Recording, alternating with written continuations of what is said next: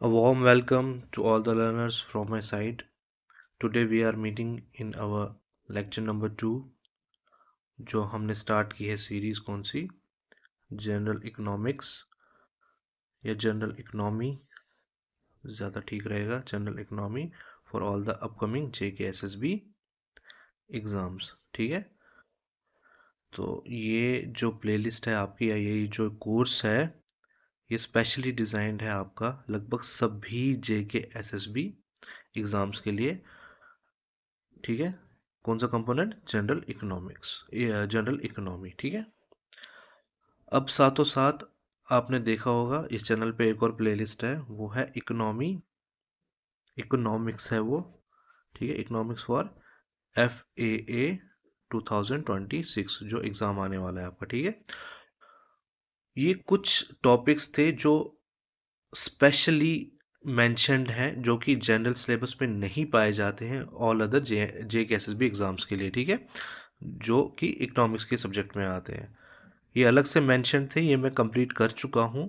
ठीक है, प्लेलिस्ट इसकी अब 1 या 2 लेक्चर्स रहते हैं। ठीक है, ऑलराइट।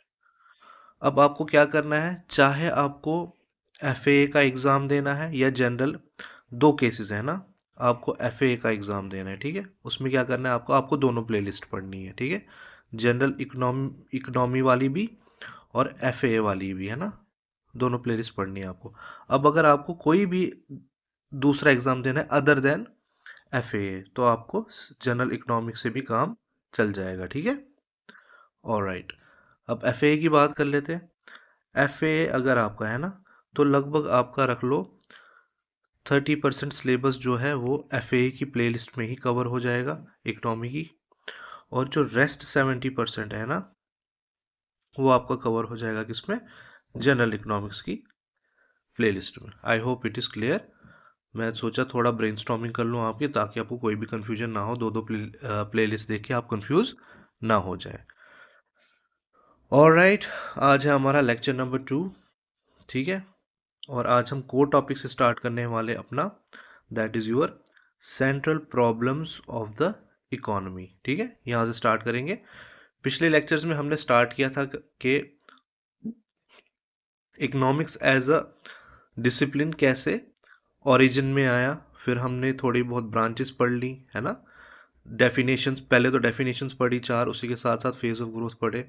फिर हमने इकोनॉमिक्स की ब्रांचेस पढ़ ली, कौन सी है ना, types of economics 4, micro, macro, etcetera etcetera.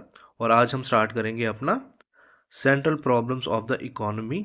ठीक है, I hope it is clear. So let's begin. अब जो आपका ये टॉपिक है हमारा, कौन सा? Central problems of the economy. ठीक है, इसमें आपको 4 तरह की प्रॉब्लम्स फेस करनी पड़ती हैं। हर इकोनॉमी को जो भी है वर्ल्ड की, चाहे किसी भी रीजन की हो, उसको 4 क्वेश्चंस फेस करने ही पड़ते हैं।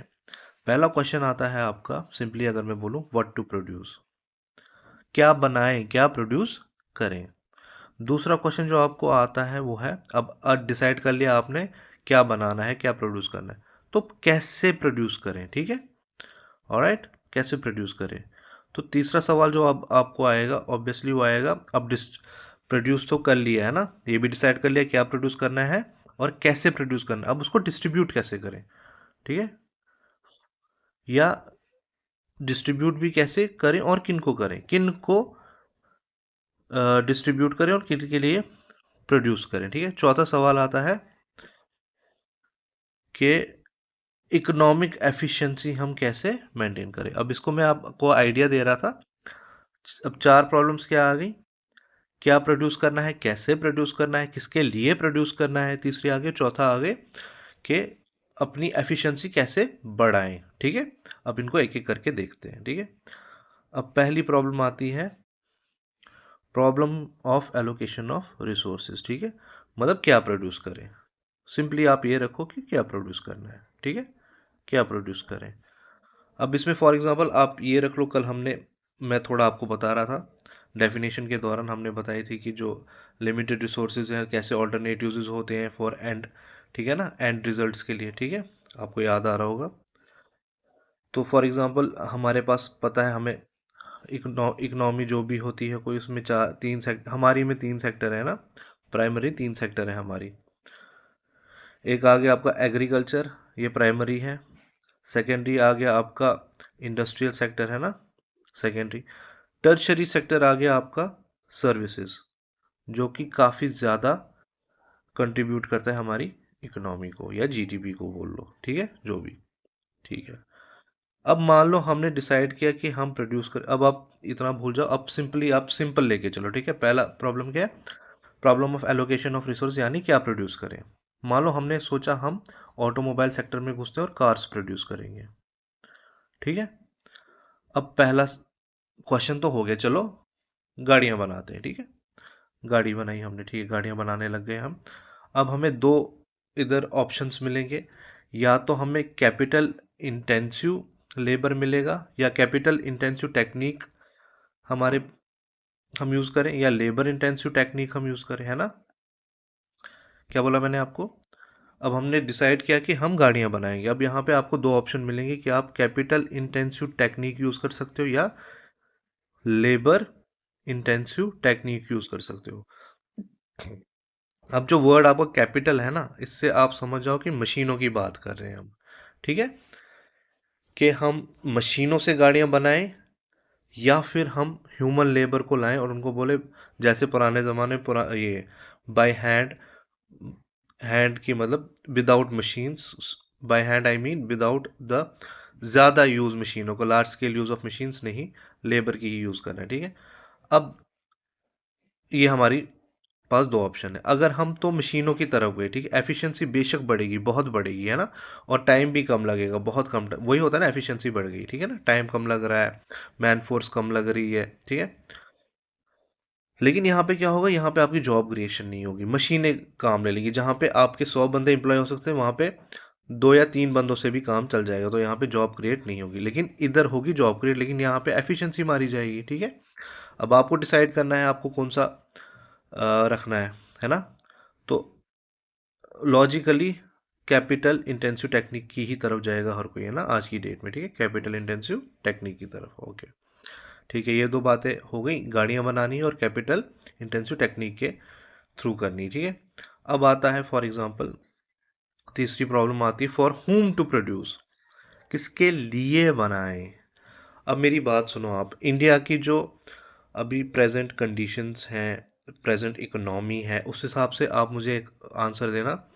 हम यहाँ पे रॉल्स रॉयस की फैक्ट्री खोलें, या फिर फरारी की खोलें, या फिर बीएमडब्ल्यू की खोलें, ठीक है। एक तो ये चॉइस है हमारे पास, और दूसरी हम सीधा मारुति सुजुकी खोलें, hyundai की खोलें, टाटा की खोलें, ठीक है ना, जिनमें लोअर रेंजेस ऑफ कार्स मिलती हैं आपको प्राइस रेंज के हिसाब से। तो ऑब्वियसली हर कोई कहेगा ये। अब जिसने ये खोलना है, रॉल्स रॉयस, फरारी, बीएमडब्ल्यू, तो ऑब्वियसली एक्सपोर्ट के लिए खोलेगा, ठीक है। तो फॉर होम टू प्रोड्यूस का आ गया, अगर तो आप ये रॉल्स रॉयस, फरारी वगैरह, बीएमडब्ल्यू करेंगे, तो आप ये बाहर भेजोगे गाड़ियाँ, या फिर दिल्ली वगैरह में जो लोग रहते हैं, बड़े बड़े लोग, उनके लिए। और ये लेस देन 1% होगी, है ना, जैसी आपकी इंडिया की पॉपुलेशन है, तो लेस देन 1% होगी। इंडिया के लिए अगर आप बना रहे हो तो लेस देन हो, तो वो फिजिबल है नहीं, ठीक है। जबकि आपका अगर आप मारुति सुजुकी का खोलते हो शोरूम, या hyundai का खोलते हो, या फॉर दैट मैटर टाटा का खोलते हो, तो ये आपका केटर करेगी for almost 50 to 60% of population of India, ना, जो अफोर्ड कर सकते हैं गाड़ियाँ, ठीक है, वो ले लेंगे ये। तो ये ज़्यादा लॉजिकल लगता है, ठीक है। अब ये भी हमें पता चल गया किसके लिए प्रोड्यूस करना है, ठीक है। अब आता है प्रॉब्लम ऑफ इकोनॉमिक एफिशिएंसी, ठीक है। अब इसमें ये बोला जाता है कि क्योंकि रिसोर्सेज लिमिटेड हैं, तो हम उन्हें वेस्ट नहीं कर सकते हैं, मिसयूज नहीं कर सकते। अब आपको मैं कमाल की बात बताता हूँ। कोविड के आसपास क्या हुआ था, चाइना ने मना कर दिया था, चाइना और इंडिया के बीच काफ़ी वो प्रॉब्लम हो गई थी, ठीक है, क्लैशेस हो गए थे कोविड के आसपास। तो चाइना जो था, ये इसने बॉयकॉट कर दिया था इंडियन इकोनॉमी को थोड़ी कुछ लिमिटेड टाइम के लिए। कैसे? इन्होंने सेमीकंडक्टर्स सेंड करना बंद कर दिया था इंडिया को, अब ये सेमीकंडक्टर्स क्या बोला है? सेमीकंडक्टर्स वो चीज़ होती है, फॉर एग्जांपल जो भी आपकी, फॉर एग्जांपल कोई भी गाड़ी ले लो आप, जो आज की डेट में आपको इंडिया में मिलती है। फॉर एग्जांपल मारुति सुजुकी की ऑल्टो ही ले लो आप, ठीक है। उसमें आपकी चिप लगती है सेमीकंडक्टर, ठीक है।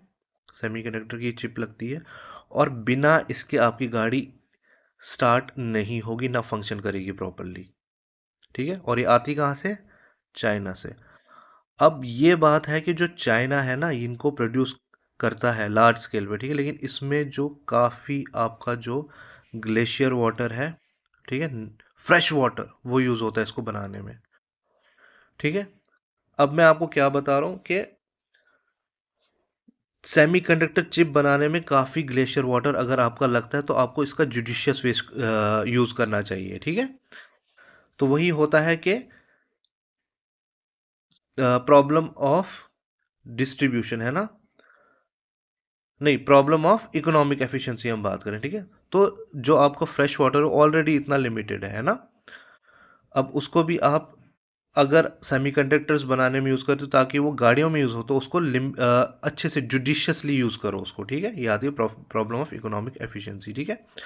अब आती है प्रॉब्लम ऑफ फुल एम्प्लॉयमेंट। अभी तक हम क्या चीज़ें डिस्कस कर चुके हैं? क्या बनाना है? गाड़ी बनाएंगे, ठीक है। टेक्निक कौन सी यूज़ करेंगे? कैपिटल इंटेंसिव टेक्निक यूज़ करेंगे हम, ठीक है। डिस्ट्रीब्यूट कैसे करें, मतलब प्रॉब्लम डिस्ट्रीब्यूशन में आता है किसके लिए प्रोड्यूस करेंगे? अगर तो आपने रोल्स रॉयस, फरारी वगैरह के शोरूम्स यहाँ पे खोले, तो आप जाहिर सी बात है less than 1% of population of India को केटर कर रहे हो, या फिर आप एक्सपोर्ट करोगे वो फैक्ट्रीज लगा के, है ना। इसके बाद आता है प्रॉब्लम ऑफ इकोनॉमिक एफिशिएंसी, क्योंकि लिमिटेड रिसोर्सेज हैं तो उन्हें अच्छे से हमें यूज़ करना है, ना कि उनको मिसयूज़, ना कि उनको वेस्ट करना है। जैसे मैंने आपको सेमीकंडक्टर की एग्जांपल दी, वो चिप है जो गाड़ियों में इस्तेमाल होती है, ठीक है। अब है आगे जो second last problem, total 6 problem है, अब सेकेंड लास्ट या 5वीं प्रॉब्लम है आपकी प्रॉब्लम ऑफ फुल एम्प्लॉयमेंट, ठीक है। अब इसमें क्या होता है? प्रॉब्लम ऑफ फुल एम्प्लॉयमेंट में क्या होता है? प्रॉब्लम ऑफ फुल एम्प्लॉयमेंट, इसमें ये होता है, इसमें आपका ये बोला जाता है, प्रॉब्लम जो फुल एम्प्लॉयमेंट है, एम्प्लॉयमेंट का मतलब होता है किसी चीज़ को काम पे लगाना, ठीक है। अब अगर पूरी हमें 100% ऑप्टिमम ग्रोथ चाहिए किसी भी इकोनॉमी की, ठीक है, तो हमें जो भी रिसोर्सेज है हमारे पास, बी इट ह्यूमन रिसोर्स, ठीक है, इंसान भी रिसोर्स होता है, हाँ, इंसान भी रिसोर्स होता है, ठीक है। आपको पता है जब आप बिना हेलमेट के चल रहे होते हो और आपको चालान किया जाता है, वो क्यों किया? क्योंकि इंसान को भी एक रिसोर्स माना जाता है, ठीक है। सेम एज इट इज़ कि आप कहीं वाटर पोल्यूशन कर रहे हो तो उस पर भी आपका जुर्माना हो जाए, क्योंकि वाटर भी एक रिसोर्स है और हमें भी ह्यूमन रिसोर्स माना जाता है, ठीक है। तभी हमारा चालान होता है हेलमेट के, ठीक है। काफ़ी इंटरेस्टिंग चीज़ है ये, कभी एनालाइज करना है इसको, ठीक है। अच्छा, मैं बात कर रहा था, अगर हमें 100% ग्रोथ देखनी है किसी भी इकोनॉमी की, है ना, तो हमें एम्प्लॉय काम पे लगाने पड़ेंगे हमारे सारे जितने रिसोर्सेज हैं, B it labour, B it natural resources, दोनों 100% काम पे लगाने पड़ेंगे, ठीक है। ये यही चीज़ होती है प्रॉब्लम ऑफ फुल एम्प्लॉयमेंट। इसमें क्या बोल रहा है? प्रॉब्लम ऑफ फुल एम्प्लॉयमेंट में economy must ensure full employment of labour and natural resources. Alright, अब लास्ट जो हमारी प्रॉब्लम है वो है प्रॉब्लम ऑफ ग्रोथ। क्या है? Problem of growth. अब इसको आपको ऐसे समझना है, फॉर एग्जांपल फाइनेंशियल ईयर, आगे मैं एक्सप्लेन करूंगा फाइनेंशियल ईयर होता क्या है, ठीक है। फिलहाल आप ये सोचो, जो फाइनेंशियल ईयर है आपका, फॉर एग्जांपल अब हमारा फाइनेंशियल ईयर कौन सा स्टार्ट हो जाएगा? कुछ ही दिनों में हमारा स्टार्ट हो जाएगा 2026 टू 2027, ठीक है। अब जो पुराना हमारा फाइनेंशियल ईयर था, यानी 2025 टू 2026, है ना, इसमें आप मान लो कि हमारी इकोनॉमी, एक बार मैं फिर बता देता हूँ, ठीक है। फॉर एग्जांपल हमारी इकोनॉमी ऐसे ग्रो कर रही थी, ठीक है। अब अगर तो ये स्टैटिक हुई ना, प्रॉब्लम हो जाएगी। प्रॉब्लम ये होगी कि जो आपकी आने वाली पॉपुलेशन है उनके लिए जॉब्स नहीं होंगी, ठीक है। अब जब जॉब्स नहीं होगी, अनएम्प्लॉयमेंट बढ़ेगी, अनएम्प्लॉयमेंट बढ़ेगी तो महंगाई भी बढ़ेगी और डिमांड ही नीचे चली जाएगी। पहले तो महंगाई बढ़ेगी, फिर धीरे धीरे डिमांड नीचे चली जाएगी, ठीक है। अब जब डिमांड ही नहीं होगी तो सप्लाई भी धीरे धीरे नीचे चली जाएगी और इकोनॉमी आपकी ठप हो जाएगी, ठीक है। आपको बात समझ आ रही है? इसीलिए बोला जाता है प्रॉब्लम ऑफ ग्रोथ, है ना। Economy has to keep on expanding to maintain stability बनी रहनी चाहिए, नहीं तो डिप्रेशन आ जाएगा, क्योंकि ना डिमांड ही बचेगी, और जब डिमांड होगी तो सप्लाई क्या करोगे, ठीक है। तभी ये can not be static. For example आपकी इकोनॉमी थी, ठीक है, 25-26 में रख लो आप, ये 6% से ग्रो कर रही थी, ठीक है। अब ऐसा नहीं है कि ये स्टैटिक हो जाएगी और ग्रो 0% से ग्रो कर रही है, नहीं। इसको चाहिए कि कम से कम ये कुछ परसेंट भी, चलो 6 से कम ही हो, ठीक है, 6 से कम ही, 6% से कम ही, फॉर एग्जाम्पल 5% ही करे, लेकिन ग्रोथ इसको करनी पड़ेगी, वरना स्टैटिक कंडीशंस आ जाएंगी, ठीक है, इकोनॉमी स्टैटिक हो जाएगी, और फिर आपका डिमांड धीरे धीरे कम चली जाएगी, डिमांड कम चली जाएगी तो सप्लाई भी आपकी कम चली जाएगी और आपकी इकोनॉमी क्रैश कर जाएगी। Alright, okay. अब तो ये था हमारा पहला core topic, central problems of economy. इसमें हमने देखा क्या प्रोड्यूस करना है, कैसे प्रोड्यूस करना है, किसके लिए प्रोड्यूस करना है। प्रॉब्लम ऑफ इकोनॉमिक एफिशिएंसी देख लिया हमने क्या होता है, प्रॉब्लम ऑफ फुल एम्प्लॉयमेंट देख लिया क्या होता है, प्रॉब्लम ऑफ ग्रोथ देख लिया हमने अभी क्या होता है, ठीक है।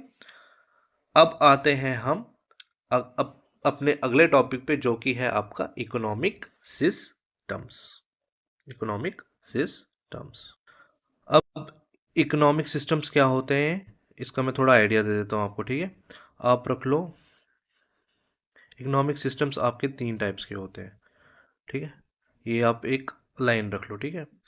एक एक्सट्रीम एंड आया कि आपका आया वो जिसको बोलते हैं मार्केट इकोनॉमिक सिस्टम, ठीक है, या फिर इसको कैपिटलिस्ट सिस्टम भी बोलते हैं, कैपिटलिस्ट सिस्टम भी बोलते हैं। दूसरा एक्सट्रीम एंड आ गया आपका नॉन मार्केट इकोनॉमिक सिस्टम, ठीक है। मार्केट इकोसिस्टम नहीं है ये, non market economic system, ecosystem बोल रहा था शायद मैं, sorry, non market eco system, ठीक है। अब पहले केस में क्या होता है, यहाँ पे जैसे कि नाम से आपको पता चल रहा होगा, यहाँ पे सब मार्केट कंट्रोल करता है, मार्केट फोर्सेस, जैसे हम पढ़ चुके हैं पिछले, जो एडम स्मिथ ने बोला था आपको कि मार्केट को अकेला छोड़ दो, लेस इज फेयर, है ना, हिडन हैंड्स ऑफ मार्केट वगैरह, वो खुद काम करेंगे। फिर उसके चलते चलते 1929 में डिप्रेशन आ गया था, ठीक है। फिर आगे क्या होता है आगे देखेंगे, हमें अब पढ़ना है अभी। फिर आता है नॉन मार्केट, इसमें बोला जाता है कि आपका स्टेट ही कंट्रोल करेगी आपका सारा सिस्टम, ठीक है, स्टेट, ठीक है, इसको कमांड इकोनॉमी भी बोलते हैं। ऑलराइट, फिर है आपका, अब ये दो एक्सट्रीम एंड्स आ गए, एक एंड होता है आपका, मतलब इनका बैलेंस, ठीक है, balance is always the path, ठीक है। बुद्धा ने कहा था, एंशियंट हिस्ट्री में हम पढ़ते हैं कि ही टॉक्स अबाउट बैलेंस या मिडल पाथ, मिडल पाथ वो बात करता था बुद्धा, है ना, मिडल पाथ के बारे में, ठीक है। तो मिडल पाथ क्या आएगी, अब मिडल पाथ आएगी आपकी मिक्स्ड इकोनॉमिक सिस्टम, ठीक है, मिक्स्ड इकोनॉमिक सिस्टम। आइडिया मिल गया आपको। अब आगे चलते हैं और थोड़ी इसकी एग्जांपल्स देख लेते हैं, ठीक है। एग्जांपल से आपको कहाँ कौन सी कंट्री में क्या फॉलो हो रहा है वो ज़्यादा समझ आएगा। चलिए पहले बात करते हैं हम मार्केट इकोनॉमिक सिस्टम की, ठीक है। अब नाम से आपको पता चल गया होगा, मैं समझा भी चुका हूँ, ठीक है। इसको कैपिटलिस्ट सिस्टम ऑफ इकोनॉमी भी बोलते हैं, ठीक है। ऑलराइट, ये आपका प्रपोज किया था एडम स्मिथ ने अपनी बुक में, जिसका बोलते थे an inquiry into the wealth of nations, ठीक है, 1776 में ये बुक पब्लिश की थी। और कमाल की ये बात है कि 1777 में ही अमेरिका ने ये मॉडल अडॉप्ट कर लिया था, अप टू कब तक, 1929 तक, 1929 तक उधर यही मॉडल्स आप देख सकते हैं कितने टाइम, 1777 से लेके 1929 तक यही मॉडल फॉलो होता रहा, ठीक है। इतना मेजर कंट्रीब्यूशन है यूएस इकोनॉमी में या इकोनॉमी में ऑल ओवर द वर्ल्ड, किसका, एडम स्मिथ का, तभी वो बोले जाते हैं फादर ऑफ इकोनॉमी, ठीक है। अच्छा, अब उनके मुताबिक वही ना, एवरी मेजर जो इकोनॉमिक डिसीजन होगा will be taken by market, major decision कौन लेगा, मार्केट, ठीक है। अब इस सिस्टम को बोला जाता है system of natural liberty, natural liberty, ठीक है, कि कुदरती आज़ादी, कुदरती आज़ादी मतलब किसी की रुकावट नहीं, ना तो आपकी स्टेट रुकावट डाल रही है, ना तो आपका किंग रुकावट डाल रहा है, किंग या क्वीन, है ना, या मोनार्क भी बोल सकते हैं, मार्केट को ऐसे ही छोड़ दिया जैसे वो अपनी मर्जी से चले, तो वो नेचुरल लिबर्टी आ गया। ऑलराइट, अब इसकी एग्जांपल है यूएस इकोनॉमी अडॉप्टेड इन 1777। ठीक है, यूएस इकोनॉमी अडॉप्टेड, असल में इधर कैपिटलिज्म या मार्केट इकोनॉमी आएगा, कैपिटलिज्म रख लो। ठीक है, अडॉप्टेड कैपिटलिज्म इन 1777। ठीक है, अब हम दूसरी की बात कर लेते हैं। एक एक्सट्रीमेंट ये आ गया, अब दूसरा एक्सट्रीमेंट देख लेते हैं, फिर बैलेंस की बात करेंगे, मिडिल पाथ की बात करेंगे। ठीक है, अब ये है आपकी नॉन मार्केट इकोनॉमी। ठीक है, मैंने कहा था आपको इसको और क्या बोलते हैं, कमांड इकोनॉमी बोलते हैं। ठीक है, ये किसने प्रपोज की थी, कार्ल मार्क्स ने, काफी फेमस पर्सनैलिटी है ये। ठीक है, हिस्ट्री में भी इम्पैक्ट है इसका और इकोनॉमी में भी, काफी फेमस पर्सनैलिटी है। ठीक है, आधे लोग खुद को मार्क्सियन बोलते हैं। ठीक है, जो इम्बाइब करते हैं आइडियोलॉजी किसकी, कार्ल मार्क्स की। ठीक है, मतलब काफी टॉल पर्सनैलिटी रही है ये हिस्ट्री में। ऑलराइट, अब हम बात करते हैं इसी के बारे में, नॉन मार्केट इकोनॉमिक सिस्टम या कैपिटलिस्ट, सॉरी, कमांड इकोनॉमी जिसको बोलते हैं। ठीक है, यहाँ पे मेजर डिसीजंस कौन लेता है, यहाँ पे मेजर डिसीजंस लेती है आपकी स्टेट। ठीक है, इस ही की वजह से जो आपकी कार्ल मार्क्स ने दी थी ये थ्योरी है ना, जहाँ पे मेजर इकोनॉमिक डिसीजंस लेगा आपका स्टेट, दो ब्रांचेस उभर के आई। ठीक है, एक आया सोशलिज्म, सोशलिज्म, और दूसरा आया कम्युनिज्म। अभी फिलहाल हमें इस डिबेट में नहीं पढ़ना है, हम वर्ल्ड हिस्ट्री के बारे में बात करते हैं। ठीक है, वर्ल्ड हिस्ट्री में सोशलिज्म के बारे में बात करते हैं, कम्युनिज्म के बारे में बात करते हैं। ठीक है, ये आगे इकोनॉमी में भी बात करेंगे इसकी, जहाँ पे ज़रूरत पड़ेगी। फिलहाल आप इतना रखो कि जो सोशलिज्म था वो आपका आपका क्या था, सोशलिज्म लेस स्ट्रिक्ट था आपका। ठीक है, कम्युनिज्म मोर स्ट्रिक्ट था। ठीक है, इंडिया ने भी सोशलिस्ट मॉडल अडॉप्ट किया था क्योंकि ये लेस स्ट्रिक्ट था और बोला था कि गवर्नमेंट सब कुछ खुद संभालेगी। ठीक है, कम्युनिज्म का मतलब होता है असल में लोग संभालेंगे खुद। चाइना ने कोशिश की थी इसको फुल फ्लेज्ड तरह से अप्लाई करने के लिए, लेकिन वो फेल हो गया। ऑलराइट, तो ये नहीं कर पाया था चाइना आपको फुल फ्लेजेडली इसको फंक्शनल नहीं कर पाया था, कि कम्युनिज्म को अप्लाई नहीं कर पाया था, ना ही ये कर पाया फिर। ठीक है, कभी भी। ठीक है, अब हम देखते हैं कौन कौन सी कंट्रीज ने, कौन कौन सी देशों ने इसको अपनाया। ठीक है, ठीक है, यहाँ तक पढ़ चुके हैं हम, led to socialism and communism. ठीक है, state has control on natural resource, control of natural as well as labours. ठीक है, अब यहाँ पे इन्होंने अच्छी डेफिनेशन दी है, आप यही दिमाग में रखना कि सोशलिज्म का मतलब होता है स्टेट का कंट्रोल होता है नेचुरल रिसोर्सेज पे, वही स्टेट कंट्रोल करती है। कम्युनिज्म का मतलब होता है स्टेट का कंट्रोल है नेचुरल रिसोर्सेज पे, ठीक है, लेकिन लेबर्स पे भी है। ठीक है, ऑलराइट, अब ये किसने अडॉप्ट किया था, ये आपका अडॉप्ट किया था रशिया ने, आपका चाइना ने अडॉप्ट किया था, नॉर्थ कोरिया ने अडॉप्ट किया था। ठीक है, और इसको कमांड इकोनॉमी बोला जाता है। किसकी बात हो रही है अभी, नॉन मार्केट इकोनॉमिक सिस्टम की या कमांड इकोनॉमी की। ठीक है, अब है मिक्स्ड इकोनॉमी। ठीक है, मिक्स्ड इकोनॉमी ये काफ़ी आपका इंपॉर्टेंट रहने वाला है, इसको हम डिटेल से कवर करेंगे। सो लर्नर्स, मैं बता चुका हूँ आपको, हमने एक्सट्रीम्स के बारे में बात कर ली है। एक तो मार्केट इकोनॉमी है ना, दूसरी नॉन मार्केट इकोनॉमी जो अब भी हमने पढ़ी। अब जो मिडिल पाथ है वो आपकी मिक्स्ड इकोनॉमी है। ठीक है, ऑलराइट, अब मिक्स्ड इकोनॉमी के में क्या होता है आपका, मिक्स्ड इकोनॉमी में ये होता है कि जो आपके इकोनॉमिक डिसीजंस हैं ये लिए जाते हैं by market as well as state, मतलब दोनों साथ में काम करते हैं, आपका स्टेट और मार्केट। ठीक है, यानी जो सेक्टर्स आपका स्टेट कंट्रोल करेगा उसको बोला जाएगा पब्लिक सेक्टर। ठीक है, क्योंकि आम जनता के हिसाब से वो काम करेंगे, लोगों के लिए काम करेंगे। और जो दूसरा आपके प्राइवेट प्लेयर्स उसमें घुसेंगे वो आता है प्राइवेट सेक्टर। ठीक है, जैसे फॉर एग्जांपल इंडिया की बात हम करें,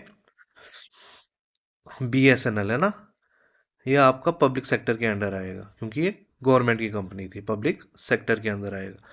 जबकि आपका जो जियो है, एयरटेल है या और कोई है, पहले रिलायंस होता था, फिर डोकोमो, पता नहीं क्या क्या है ना, सब बैठ गए, इन्होंने ड्यूओपोली बना ली। ड्यूओपोली क्या होती है आगे पढ़ेंगे। ठीक है, ये आपको प्राइवेट सेक्टर में आएगा। ठीक है, ऑलराइट, प्राइवेट सेक्टर में आएगा ये। ओके, तो मतलब दोनों साथ बाय साथ काम करेंगे। ठीक है, अब इसकी जो पहली एग्जांपल हमें देखने को मिलती है क्लासिक एग्जांपल वो है यूएसए पोस्ट 1929। 1929 में मैं बता चुका हूँ आपको क्या था, ग्रेट डिप्रेशन आया था। ठीक है, ये देखो बताता हूँ, ये देखते हैं।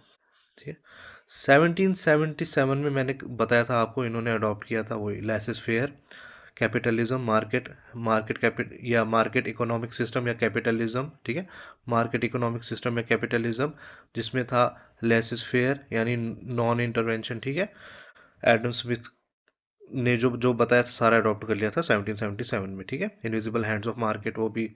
ठीक है ना, मोरल सेंटिमेंट्स किताब लिखी थी उसमें आया था ये। ठीक है, अच्छा फिर क्या होता है 1929 में ग्रेट डिप्रेशन आता है। फिर हमने इसके बारे में पिछले लेक्चर में भी बात की थी। ठीक है, तो फिर उस टाइम के जो प्रेसिडेंट थे आपके वो थे हर्बर्ट होवर। कौन थे? Herbert Hoover. इन्होंने क्या कहा, हम एडम स्मिथ को मानते हैं इसलिए हम इंटरफेयर नहीं करेंगे। उस वजह से क्या हुआ, कुछ ठीक नहीं हुआ। ठीक है, उन्होंने हर्बर्ट हुवर ने कहा था कि इनविजिबल हैंड का कंसेप्ट कि सब कुछ ठीक हो जाएगा, सब अपने लोग बारे में पर्सनल बेनिफिट के बारे में सोचेंगे ना, इंडिविजुअल बेनिफिट के बारे में, उससे ओवरऑल हमारी इकोनॉमी स्ट्रांग हो जाएगी। लेकिन क्या हुआ 1932 में क्या होता है, जो आपके प्रेसिडेंट थे ना हर्बर्ट हुवर, जो 1929 में आपके प्रेसिडेंट थे हर्बर्ट हुवर, उनको हरा दिया जाता है और इलेक्शंस में, और नए इलेक्शंस कंडक्ट करके कौन आते हैं आपके नए president of USA, Franklin D Roosevelt. ठीक है, अब ये क्या करते हैं, ये कहते हैं ठीक है भाई एडम स्मिथ होगा बड़ा इकोनॉमिक्स, लेकिन मैं उसको नहीं मानूंगा, मैं इंटरवेंशन करूंगा। ठीक है, इन्होंने इंटरवेंशन की कैसे, 1932 के इलेक्शंस हुए, फ्रैंकलिन डी रूजवेल्ट आए, इन्होंने इंटरवेंशन किया कैसे, गवर्नमेंट इंटर, क्योंकि प्रेसिडेंट तो इनकी इंटरवेंशन गवर्नमेंट इंटरवेंशन मानी जाएगी। इन्होंने लाई न्यू डील पॉलिसी। अब क्या होता है न्यू डील पॉलिसी, इसमें यह होता है कि आप डिमांड इंजेक्शंस पंप करते हैं इनटू इकोनॉमी। इसका मतलब क्या होता है, जब ग्रेट डिप्रेशन आया था तो वही मैंने कहा ना, डिमांड कम हो गई तो सप्लाई भी कम हो गई, तो लोगों के पास पैसे नहीं थे इसलिए डिमांड कम थी, तो इन्होंने भर भर के पैसे स्टार्ट कर दिए डालना सेक्टर्स में, है ना, जहाँ जहाँ ज़रूरत थी। तो उससे क्या हुआ, अब लोगों के पास पैसे आ गए, डिमांड बढ़ गई, डिमांड बढ़ गई तो सप्लाई बढ़ गई, और आपकी इकोनॉमी रिवाइव हो गई। ठीक है, फिर क्या होता है, आगे बढ़ते हैं। अभी तक हम बात कर चुके हैं 1932 तक क्या हुआ। ठीक है, आगे बात करते हैं। फिर 1936 में आपके नए इकोनॉमिस्ट आते हैं। ठीक है, who goes by the name J M Keynes. ठीक है, जे एम कीन्स। अब इन्होंने क्या बोला, इन्होंने एक थ्योरी दी कि मार्केट भी काम करनी चाहिए। ठीक है, एक इकोनॉमी में, और गवर्नमेंट की इंटरवेंशन दोनों साइड बाय साइड होनी चाहिए, तभी एक इकोनॉमी बेहतर काम करती। ठीक है, तो इन्होंने एडम स्मिथ की बात भी रख ली और इन्होंने अपनी बात भी रख ली। इन्होंने अपनी बात भी रख ली कि नए कंसेप्ट दिया कि गवर्नमेंट को भी इंटरवीन करना चाहिए। ठीक है, तो फिर पोस्ट 1936 आपकी यूएस बन जाती है full fledged mixed economy. Alright, अब बात करते हैं अपना जो फॉर्मर यूएसएसआर था और आज की डेट में रशिया है। ओके, इसके बारे में बात कर लेते हैं। यूएसएसआर और रशिया के बारे में बात करने से पहले हम बात कर लेते हैं पोस्ट 1936 यूएसए क्या था, है ना, जो मैंने कहा फुल फ्लेज मिक्स्ड इकोनॉमी हो गया। अब मिक्स्ड इकोनॉमी तो हो गया है, इसका मतलब क्या था, इसका मतलब ये था कि जो आपका मार्केट है ना ये अपर हैंड ले लेगा। अपर हैंड मतलब ये लीड करेगा इकोनॉमिक सेक्टर को, और जो आपकी स्टेट है ज़रूरत पड़ने पे इंटरवेंशन करेगी। और ये सब इन्होंने जेब से नहीं लाया था, इसको बोला जाता है, मतलब अपने घर से नहीं लाया, इसको बोला जाता है वॉशिंगटन कंसेंसस। ठीक है, वॉशिंगटन कंसेंसस। ठीक है, कॉन्सेंसस। ठीक है, अब ये कॉन्सेंसस लाया था किसने,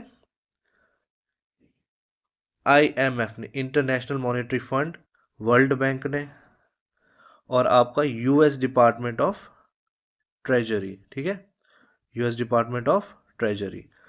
अभी क्या था वॉशिंगटन कंसेंसस, इन्होंने बोला था कि हम आपको पैसा देंगे कि आप पंप करो। ठीक है, लेकिन हमारी शर्तों पे करोगे और जैसा हम कहेंगे, और गवर्नमेंट पॉलिसीज में चेंज लाने पड़ेंगे इसको, आपकी इकोनॉमिक सिस्टम को। ठीक है, तो यही था आपका वॉशिंगटन कंसेंसस।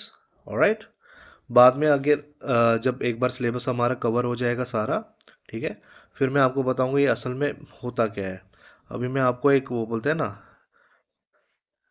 क्या बोलते हैं, शायद इसको टर्म होती है ईस्टर एग, एग यूज है ना, dropping Easter eggs, dropping Easter eggs. ये इकोनॉमिक्स से रिलेटेड नहीं है, ये आप ये सुनो, ड्रॉपिंग ईस्टर एग्स का क्या होता है, मैं आपको एक हिंट दूंगा, मतलब एक कॉन्स्पिरेसी की, कॉन्स्पिरेसी क्या, ओवरऑल प्रूव्ड ही है ये, रोल ऑफ ज्यूज, ठीक है, रोल ऑफ ज्यूज, इन्होंने कैसे बैंकिंग सिस्टम लाया वगैरह सब कुछ किया, और आजकल कैसे इकोनॉमी स्टार्ट कर मतलब को इन्फ्लुएंस कर रहे हैं। और इसी टॉपिक्स के रिलेटेड मैं बात करूंगा फिर एप्स्टीन फाइल्स की, ठीक है, एप्स्टीन फाइल्स की और न्यू वर्ल्ड ऑर्डर, एक बार जब ये कोर्स खत्म हो जाएगा हमारा, ठीक है। इंटरेस्ट होगा आपको तो आप मुझे याद दिला दीजिएगा, मैं आपको बताऊंगा इसके बारे में एक पूरी सीरीज, मतलब कहाँ से स्टार्ट हो, मैं आपको बता भी नहीं सकता, आप मतलब कितना अमेज हो जाओगे, ठीक है। एक बार सिलेबस जब कवर हो जाएगा आप मेंशन कीजिएगा, मैं इस पे एक सीरीज लाऊंगा, ठीक है, जो सिलेबस के रिलेटेड नहीं है, क्यूरियोसिटी के रिलेटेड है। ओके, अच्छा कहाँ थे हम, अच्छा हम बात कर रहे थे फॉर्मर जो यूएसएसआर था आपका, है ना। यूएसएसआर, आपने अगर वर्ल्ड हिस्ट्री पढ़ी होगी तो रशिया जो था, रशिया आज की डेट में जितना आपको दिखता है उससे बहुत ज़्यादा बड़ा था, ठीक है। तो फिर ये रशियन रेवोल्यूशन हुआ था 1907 में, बोल्शेविक रेवोल्यूशन भी बोलते हैं इसको, उसकी वजह से फिर ये टूट के आज इतना ये छोटा सा रह है, तो अभी भी बहुत बड़ा है ऑब्वियसली, लेकिन ये इससे भी बहुत बड़ा था, ठीक है।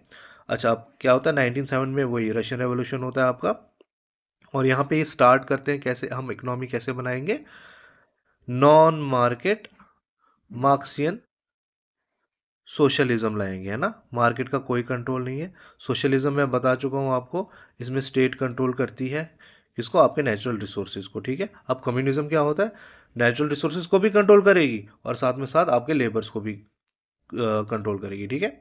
अब इन्होंने लाया मार्क्सियन सोशलिज्म, ठीक है, इनका ये था कि हम एक क्लासलेस सोसाइटी बनाएंगे, जहाँ पे किसी का कोई रिलीजन नहीं होगा, किसी की कोई कास्ट नहीं होगी, किसी की कोई फॉर एग्जांपल क्या बोलते हैं इसको, रीजन के साथ कोई आइडेंटिटी नहीं होगी, सब एक समान होंगे, ठीक है, एक समान, एक लेवल पे, ठीक है। नेशनैलिटी का कोई सेंस नहीं होगा अदर देन जो रशियन आइडेंटिटी होगी, ठीक है। यहाँ से स्टार्ट किया था इन्होंने, जो जितना आपको मतलब प्राइवेट प्रॉपर्टी कोई नहीं होगी, सब गवर्नमेंट कंट्रोल करेगी, प्राइवेट प्रॉपर्टी हो ही नहीं सकती, आप कितना भी काम करो, आप चाहे 20 घंटे काम करो या 10 घंटे काम करो, पे आपको उतनी ही मिलेगी, ठीक है। ये सब करते करते तो आप मुझे एक बात बताओ, अगर कोई 18 घंटे काम कर रहा है और दूसरा 9 घंटे काम कर रहा है, पे उनको एक्स मिल रही, फॉर एग्जांपल 1 लाख रुपए मिल रही है पर मंथ की, तो जो 9 घंटे वाला है ना, वो बोलेगा पागल है, 18 घंटे वाला, और 18 घंटे वाला जो काम कर रहा है वो भी बोलेगा मैं सच में पागल हूँ, मैं इससे दुगना काम कर रहा हूँ, सैलरी मुझे उतनी ही मिल रही है। फिर धीरे धीरे इसका 9 घंटे से भी काम नीचे चला जाएगा, ठीक है। तो इस वजह से क्या हुआ, इकोनॉमी आपकी कोलैप्स कर गई, ठीक है। यही हुआ था सोशलिज्म में, तब ये काम नहीं कर पाई, ठीक है, नॉन मार्केट मार्क्सियन सोशलिज्म, ठीक है। फिर 19 क्या होता है, ये था आपका 1970 से 17 से लेके 1989 तक हुआ। फिर 1989 में क्या हुआ, इन्होंने देखा हमारी इकोनॉमी चल नहीं रही है, फिर उन्होंने दो चेंजेस किए, ठीक है। दो टर्म्स आप याद रख लो, एक को बोला जाता है, शायद इधर दी होगी, हाँ दी हुई है, इसको बोलते हैं पेरिस्ट्रोइका, पेरिस्ट्रोइका, ठीक है, दूसरे को ग्लासनॉस्ट बोलते हैं, ठीक है। पेरिस्ट्रोइका का मतलब ये रशियन टर्म्स है, फिर भी आपको याद रखने चाहिए, यूज काफ़ी इंपॉर्टेंट है, ठीक है, एग्जाम में एज इट इज़ पूछ सकते हैं। पेरिस्ट्रोइका आता है रिस्ट्रक्चरिंग, ठीक है, इंटरनल रिस्ट्रक्चरिंग, ग्लासनॉस्ट होता है ओपननेस, ओपननेस के बाद की कंट्रीज के साथ भी हम ट्रेड करेंगे, तो ये भी बन गए मिक्स्ड इकोनॉमी, ठीक है। इंटरनल डीके मैं वही बता चुका हूँ ना आपको, इंटरनल डीके वही हुआ कि कितना भी काम कर लो पगार उतनी मिल रही थी और बेयर मिनिमम मिल रही थी, प्राइवेट प्रॉपर्टी का कोई वो नहीं था स्कोप, तो इंसान काम क्यों ही करता जब बैठे बिठाए मिल रहा था, तो इंटरनल डिके हो गया, फिर इनको ये स्ट्रक्चर करने पड़े चेंजेस, ठीक है। फिर क्या हुआ, इन्होंने इन्होंने भी मिक्स्ड इकोनॉमी की तरफ ये हाथ बढ़ाया और इसको अडॉप्ट कर लिया, ठीक है। ऑलराइट, अब बात करते हैं जो काफ़ी इस वक्त क्या बोलते हैं, कंटेंडिंग पावर है, ठीक है, चाइना। ठीक है, चाइना बहुत खतरनाक है।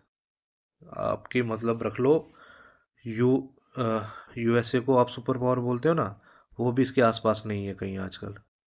ठीक है, चाइना बहुत खतरनाक है।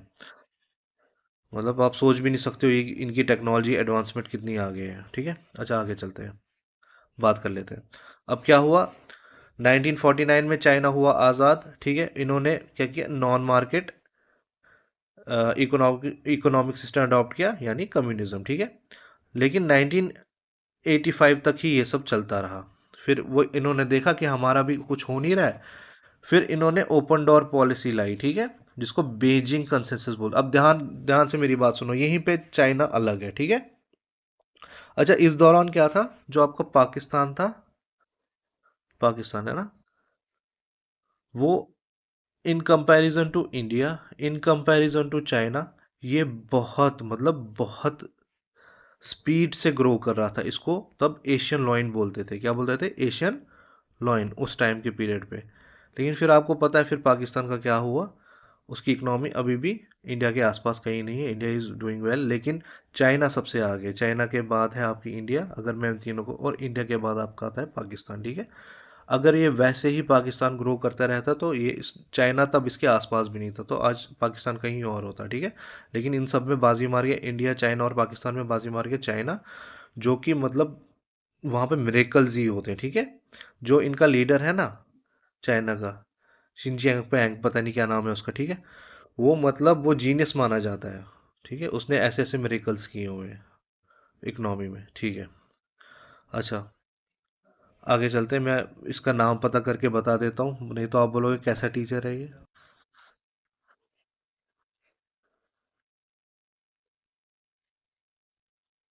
ये है आपके चाइना के लीडर का नाम। ठीक है, और ये एक ही पार्टी है वहाँ पे, कम्युनिस्ट पार्टी ऑफ चाइना, जो हमेशा पार्टी ऑफ चाइना है ना, जो हमेशा पावर में रही है। ठीक है, रिसेंट पास्ट की बात कर रहा हूँ। ठीक है, कम्युनिस्ट वो हालांकि है नहीं, फुल फ्लेज कम्युनिस्ट है नहीं, वो कर नहीं पाए। ठीक है, अच्छा हम चाइना की बात करते हैं। ठीक है, फिर मैं आपको ये उसके लीडर की बात करता हूँ, उसने काफ़ी मिरेकल्स किए। ठीक है, अब इन्होंने क्या किया है, मैं मिरेकल्स क्यों बोल रहा हूँ, इन्होंने जो 70 करोड़ पॉपुलेशन थी ना चाइना की, ठीक है, यूएस की कितनी है, 35, यानी दुगने से लगभग दुगना, है ना, 2 टाइम्स इन्होंने पॉपुलेशन को एलिवेट किया है ना, पॉवर्टी ख़त्म की उनकी। आप खुद सोचो, और ये लगभग 40 सालों में किया है इन्होंने, 40 ईयर्स में। आप खुद सोचो ये कितने खतरनाक है चाइना वाले। ठीक है, अच्छा मैं बेजिंग कंसेंसस की बात कर रहा था, तो 1985 के बाद क्या हुआ, इन्होंने ओपन डोर पॉलिसी लाई, और बेजिंग कंसेंसस, अपना कंसेंसस खुद बनाया है इन्होंने। फॉर एग्जांपल जो यूएसए ने कंसेंसस किया था, वो था आपका वॉशिंगटन कंसेंसस, है ना, जो आईएमएफ ने बनाया था, वर्ल्ड बैंक ने, और यूएस, उस हिसाब से इनकी एक हिसाब से क्या बोलते हैं उसको, मैं आपसे यूएस की बात कर रहा था, है ना, यूएसए की, इन्होंने वो वॉशिंगटन कंसेंसस माना। ठीक है, जो आईएमएफ, वर्ल्ड बैंक और यूएस डिपार्टमेंट ऑफ ट्रेजरी ने बनाया था, इनको मानना पड़ा। ठीक है, उस वजह से जो सोवरेनिटी थी, ये लफ्ज़ मुझे याद नहीं आता, सोवरेनिटी थी वो यूएसए की, वो एक हिसाब से डाउन चली गई। ठीक है, इसी के रिलेटेड फिर मैंने आपको कॉन्स्पिरेसी वगैरह बताई थी, जीव्स बैंकिंग सिस्टम और न्यू वर्ल्ड ऑर्डर वो कैसे बनाएंगे, दैट इज सेपरेट थिंग। ठीक है, लेकिन जो चाइना के लोग इतने खतरनाक हैं, इन्होंने अपना ही कंसेंसस बना दिया। ठीक है, मतलब आप सोचो।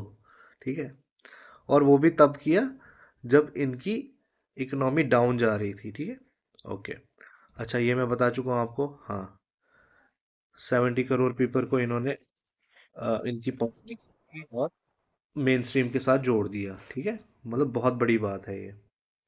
तो आजकल उधर भी मिक्स्ड इकोनॉमी हो रही है, पोस्ट 1985 ओपन डोर पॉलिसी के कारण। ठीक है, अब हम इंडिया की बात करते हैं, अपने प्यारे भारत के बारे में। ठीक है, इंडिया में क्या है, इंडिया में हम स्टार्ट करते हैं अपना इंडिपेंडेंस, जैसे ही हम लोग आज़ाद हुए ब्रिटिशर से, है ना, हमने अडॉप्ट किया उसी टाइम मिक्स्ड इकोनॉमी, जिसको नेहरूवियन वर्जन ऑफ सोशलिज्म भी बोला जाता है। ठीक है, अब इसमें क्या था, गवर्नमेंट नहीं, ये उल्टा लिखा हुआ है यहाँ पे, अच्छा ये मिक्स्ड में लिखा है। अब इसमें क्या था, गवर्नमेंट का ज़्यादा रोल था, बहुत ज़्यादा रोल था, जबकि आपका मार्केट का बहुत कम था। ठीक है, एक हिसाब से रख लो आप उल्टा मिक्स्ड इकोनॉमी का। फिर 1991 में क्या हुआ, बीओपी क्राइसिस होती है। क्या होती है, बीओपी क्राइसिस होती है।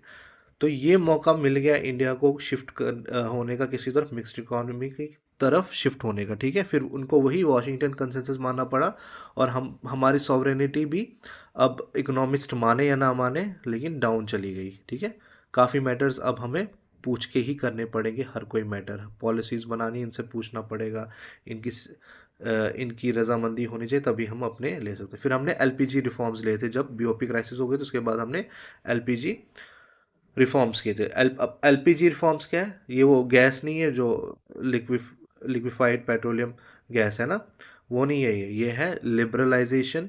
L for liberalisation, P for privatisation, G for globalisation. ठीक है, अपनी इकोनॉमी को ग्लोबल लेवल पे लाने, यानी बाकी कंट्रीज के साथ भी ट्रेड को बढ़ाना।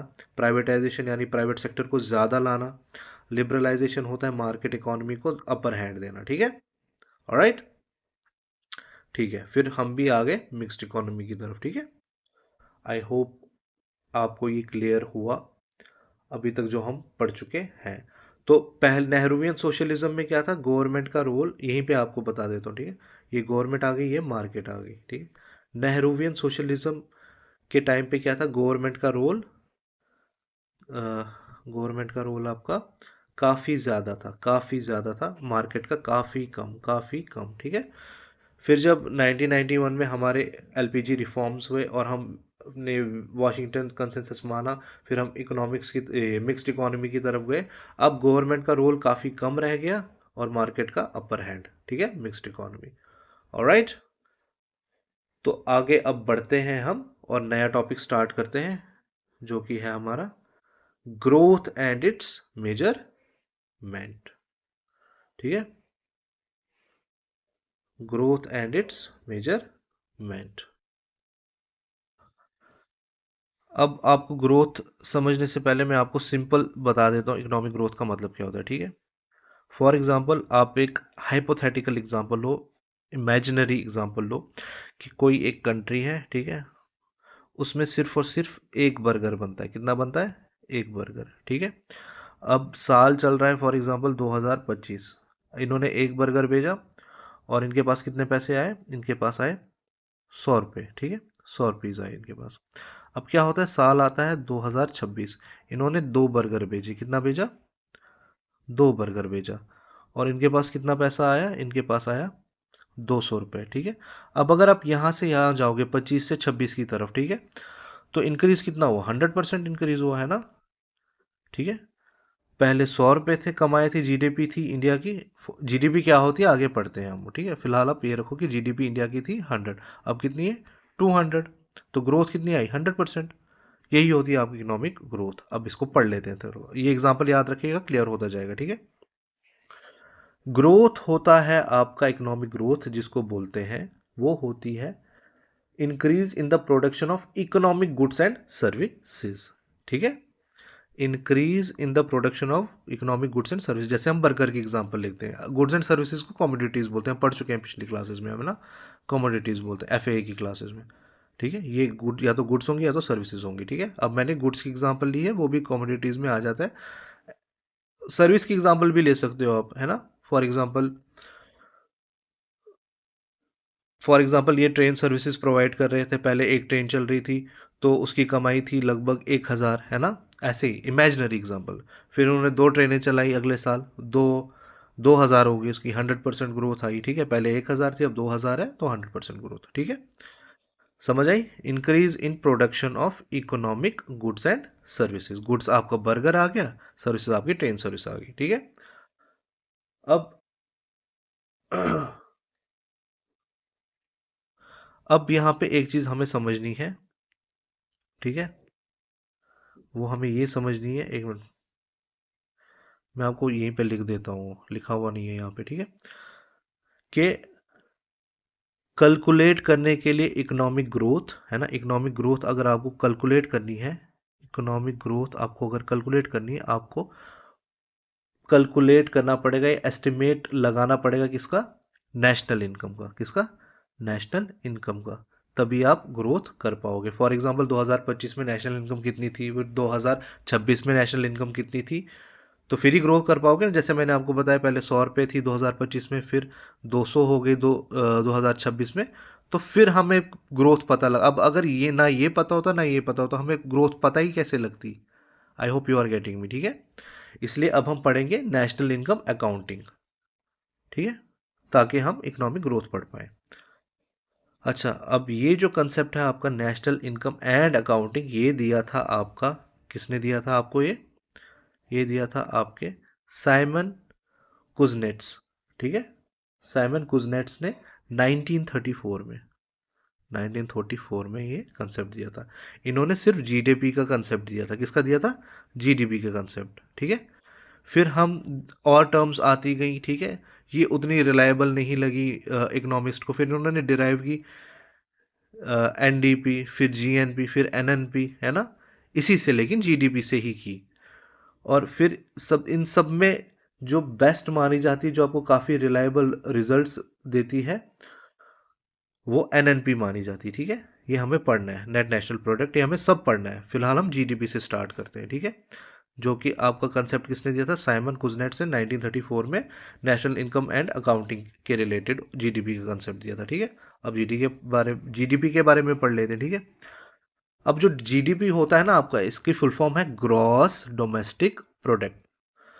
अब इसकी डेफिनेशन मैं आपको बता देता हूँ। आज हम इसकी खाली डेफिनेशन पढ़ेंगे, और फिर कल हम इसकी या एक दो की टर्म्स जो डेफिनेशन में यूज़ होंगी उनको डिस्कस करेंगे, और जो रह जाएंगी उनको कल करेंगे, ऑलराइट। क्योंकि लेक्चर ये काफ़ी बढ़ जाएगा, नहीं तो टाइम इसका काफ़ी बढ़ जाएगा, ठीक है। अच्छा, जीडीपी का मैंने बोला आपको ग्रॉस डोमेस्टिक प्रोडक्ट, ठीक है। अब इसकी डेफिनेशन है, gross domestic product is the money value, ये पहला कीवर्ड आ गया आपको, of all final goods and services, ये दूसरा keyword final goods and services produced in a financial year, ये तीसरा कीवर्ड आ गया आपको, इन द डोमेस्टिक टेरिटरी, ठीक है, ये भी आपका अगला कीवर्ड आ गया, domestic territory, by the normal residents, ये अगला कीवर्ड आ गया आपको, ठीक है। अब डेफिनेट कीवर्ड्स हम एक बार फिर से डिस्कस कर लेंगे, आप फिलहाल अब डेफिनेशन पढ़ो, ठीक है। Gross domestic product is money value of all the final goods and services produced in a financial year in the domestic territory by the normal residents, ठीक है। अब मेरी बात सुनो ध्यान से आप, अब एक एक कीवर्ड हम डिस्कस करते हैं, और उसके साथ साथ हम फिर एक बार इसको फिर रीड करेंगे, ठीक है। अब पहले आता है, पहला कीवर्ड क्या है, फाइनल गुड्स एंड सर्विसेज, है ना, या पहले मनी वैल्यू है, ठीक है ना, मनी वैल्यू, पहला कीवर्ड है आपका मनी वैल्यू। अब मनी वैल्यू का मतलब क्या होता है, एक मिनट,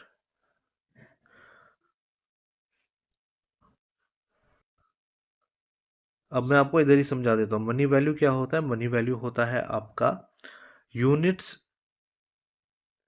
इनटू प्राइस, ठीक है। मैं कहता हूँ आपको, जो हमने एग्जांपल ली थी 2025 में एक बर्गर बना था, यूनिट एक आया, ठीक है। अब प्राइस इसकी हमें पता नहीं, तो मनी वैल्यू निकलेगी, नहीं निकलेगी, ठीक है, ऑलराइट, ये नहीं निकलेगी, मनी वैल्यू आपकी नहीं निकलेगी। अगर मैं अब आपको बोलूं फिर से, है ना, यूनिट्स इनटू प्राइस, ये यूनिट्स है, ये प्राइस है, कि बर्गर यूनिट्स तो मुझे पता नहीं, लेकिन 100 रुपये खर्चे थे मैंने, तो मनी वैल्यू निकलेगी, नहीं निकलेगी, ठीक है। तो दोनों पता होने चाहिए, मतलब 100 रुपये का कितने बर्गर्स आए मुझे पता नहीं, लेकिन ये पता है मैंने 100 रुपये खर्चे थे, तो मनी वैल्यू निकलेगी, नहीं निकलेगी, यूनिट्स भी पता होने चाहिए, ठीक है। पैसे की टर्म्स में तो आपको पता लग जाएगा, लेकिन यूनिट्स पता नहीं लगेंगे, उससे भी कंप्लीट इन्फॉर्मेशन नहीं मिलेगी, ठीक है। अब मनी वैल्यू आपको तभी पता लगी जब आपको यूनिट्स पता है कितने हैं, और प्राइस पता है कितनी है, ठीक है। फॉर एग्जांपल दो बर्गर 2026 की बात है, 2 × 200, तो मनी वैल्यू कितनी आई आपकी, 400 आई, ठीक है। तो अब आपको कंप्लीट इन्फॉर्मेशन मिल गई, मनी वैल्यू है 400। या फिर अच्छा, 200 लगा गया। मनी वैल्यू आएगी आपकी 200, ठीक है ना, दो बर्गर, एक बर्गर 100 का, तो 200 मनी वैल्यू आपकी 200, ठीक है, गलती से 400 बोल देते, 200 आएगी इसकी, ठीक है। इतना समझ आया आपको। अब फाइनल गुड्स एंड सर्विसेज क्या होता है? Final goods and services, final goods and services, ठीक है। फाइनल गुड्स एंड सर्विसेज आपको मैं एग्जांपल देता हूं, आप उधर से ही समझ लो क्या होता है, ठीक है। फॉर एग्जांपल आप जाते हो दुकान पे, दो केसेस बताऊंगा मैं, ठीक है। पहले एक इंसान जाता है जो प्राइवेट इंडिविजुअल है, प्राइवेट इंडिविजुअल मतलब आम इंसान जाता है दुकान पे चाय की पत्ती लेने, टी लीव्स खरीदता है, घर जाता है, चाय बनाता है और पी लेता है, टी, ठीक है, पी लेता है। अब मुझे बताओ, जो ये चाय की पत्ती है, टी लीव्स, इस केस में क्या है, इंटरमीडिएट गुड है या फाइनल गुड है? फाइनल गुड है ऑब्वियसली, क्योंकि हमने घर गए, चाय बनाई और ना इसको बेचा कहीं, ना कुछ और चीज़ बनाई, इससे सीधा चाय ही, चाय की पत्ती से चाय ही तो बनेगी ना, चाय बनाई पी गए, ठीक है। ये यहाँ पे फाइनल गुड है आपका। अब एक क्या होता है, रेस्टोरेंट वाला जाता है बाजार में, चाय की पत्ती खरीदता है, रेस्टोरेंट वापस जाता है और यहाँ पे टी बनाता है, ठीक है, टी लीव्स थी यहाँ पे, फिर रेस्टोरेंट ले जाता है और यहाँ पे टी बनाता है और उसको फिर बेचता है, ठीक है, रुपीज सेल करता है। तो जो ये आपकी चाय है यहाँ पे, ये आपकी फाइनल गुड आ गई और ये आपकी टी लीव्स इंटरमीडिएट गुड आ गई।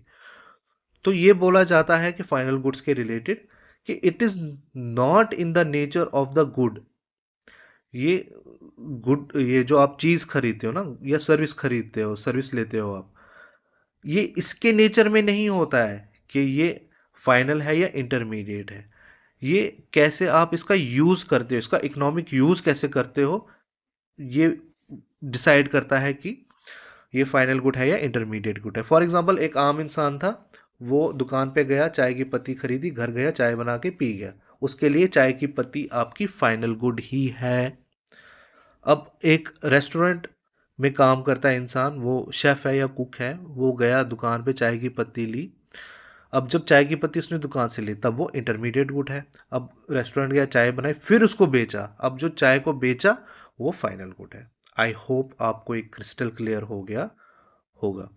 फिर आती है आपकी फाइनेंशियल ईयर, ठीक है, फाइनेंशियल ईयर। फाइनेंशियल ईयर क्या होता है आपका? अब मैं आपको ज़्यादा घुमाऊंगा नहीं इधर उधर। इंडिया में जो फाइनेंशियल ईयर होता है वो होता है आपका 1 अप्रैल से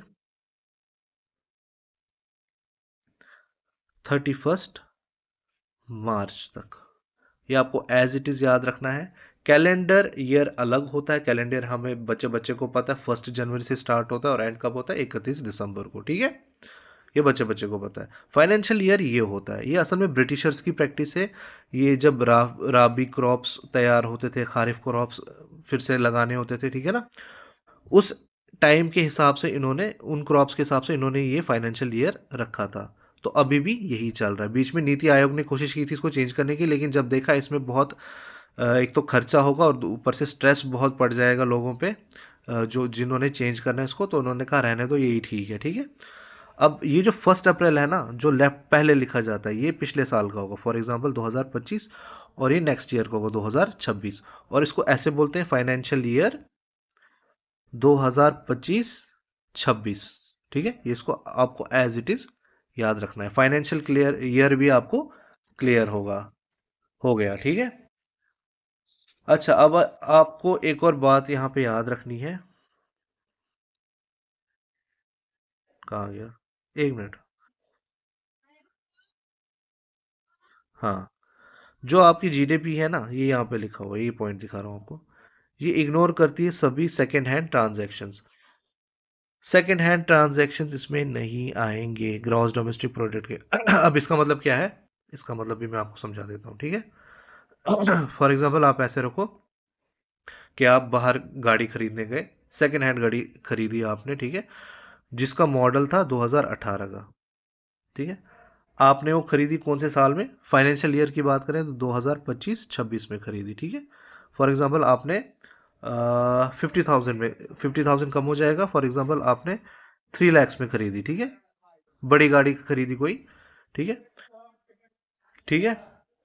तो ये जो आपकी ट्रांजैक्शन है ना, जो 2025 और 26 फाइनेंशियल ईयर में आपने की, ये नहीं गिनी जाएगी जीडीपी ऑफ फाइनेंशियल ईयर 25-26। क्यों नहीं गिनी जाएगी? क्योंकि ये 2018 में ही जब गाड़ी ली गई है उसी टाइम रजिस्टर हो गई थी, उसी टाइम इंक्लूड हो गई थी 2018 की जीडीपी में। ऑलराइट, इतना क्लियर है? अब इससे मिलती जुलती एक और बात, हालांकि गुड नहीं हुआ लेकिन सर्विस आपकी कैसे अब देखो क्या होता है, मैं बताता हूँ आपको। अब आपने, ये था मिस्टर एक्स है ना, जिससे आपने गाड़ी खरीदी, ठीक है, 2018 की बेच रहा था ये था बीच में मिडलमैन या ब्रोकर, जिसको बोलते हैं ब्रोकर। इसने अपनी दी ब्रोकरेज सर्विस, ठीक है, और आपको मिल गई है 2025-26 में, ठीक है। फॉर एग्जांपल 3 लाख की मिली, ठीक है, 3 लाख आपने अमाउंट किया, और इसने अपना कमीशन कितना निकाला इसमें से, फॉर एग्जांपल 20,000, ठीक है। अब ये जो 20,000 है ना, ये इंक्लूड होगा 25-26 में, क्योंकि ये सर्विस है ब्रोकरेज सर्विस की, और ये अभी तक प्रोड्यूस नहीं हुई, 2025 या 26 में ही पहली बार प्रोड्यूस हुई है, ठीक है। तो ये इंक्लूड होगी जीडीपी में, ठीक है। अच्छा, तो अब हम लेक्चर एंड करते हैं अपना, लेकिन उससे पहले मैं आपको बता दूं हम कल क्या डिस्कस करेंगे, ठीक है। अभी तक हमने क्या क्या डिस्कस किया, कीवर्ड्स डिस्कस कर रहे थे हम, ग्रॉस डोमेस्टिक प्रोडक्ट है ना, में जो यूज हुआ है, मनी वैल्यू हमने डिस्कस कर ली, units into price, final goods and services भी डिस्कस कर लिए, ठीक है, फाइनेंशियल ईयर भी डिस्कस कर लिया, ठीक है। अब कल हम डिस्कस करेंगे, जो कल का टॉपिक हो हमारा, डोमेस्टिक टेरिटरी और नॉर्मल रेजिडेंट्स, ये दो रह गए। ये दो कल इंशाल्लाह हम यहाँ से स्टार्ट करेंगे, फिर आगे पढ़ेंगे। दूसरी देखेंगे डोमेस्टिक प्रोडक्ट्स जो डिराइव होते हैं, जैसे एनडीपी है, एनएनपी है, नेट नेशनल प्रोडक्ट वगैरह वगैरह, ठीक है, और फिर आगे चीज़ें देखेंगे। सो आई होप आपको अभी तक सब कुछ क्रिस्टल क्लियर हुआ होगा। मैं अपनी तरफ से बेस्ट कोशिश कर रहा हूँ, आपको कोई डाउट ना रहे। मिलते हैं लेक्चर नंबर 3 में, और हम स्टार्ट करेंगे जो एक दो कीवर्ड्स रह गए हैं जीडीपी की डेफिनेशन में, और फिर डेफिनेशन को फिर से पढ़ेंगे, और फिर आगे हम अदर डोमेस्टिक प्रोडक्ट्स के बारे में डिस्कस करेंगे। So I hope to see you all in the next lecture number, which is lecture number 3. Till then, stay safe, stay focused, and keep on revising. God bless you all.